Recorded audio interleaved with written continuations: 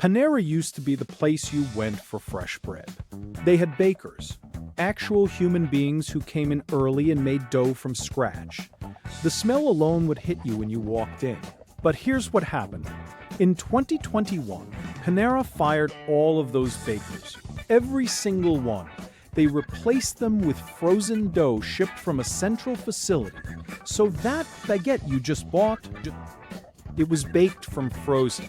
That croissant, same story. The cookie that costs $5, also frozen. Now I get it. Business decisions happen.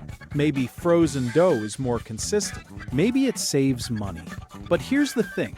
Panera didn't lower their prices. They kept charging the same premium prices they always did. A combo meal is still $17. A cookie is still $5.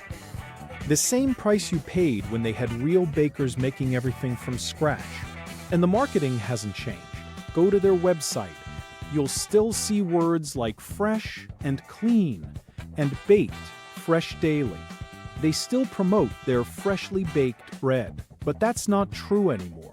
Most of their baked goods arrive frozen and are reheated in the store. The company hasn't been transparent about this. They didn't put out a press release saying we're switching to frozen dough. They just did it quietly. This matters because you're paying a premium for something you're not getting. Panera positions itself as a healthier, fresher alternative to other fast food. Their prices reflect that. But if the bread is frozen and the cookies are frozen, what exactly are you paying extra for? There's a class action lawsuit about this. People are suing because Panera advertised their bread as freshly baked when it was actually frozen. The lawsuit claims Panera knew customers would pay more for that promise of freshness. Now, I'm not saying Panera's food is bad. It's fine. But you should know what you're buying. When you spend $5 on a cookie, you might expect someone actually baked it that day. Instead, it was shipped frozen in a truck and thrown in an oven. So what can you do?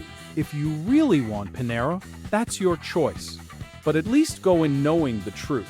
Maybe skip the cookie, or consider a local bakery where a real person actually made the bread. You deserve to know what you're paying for.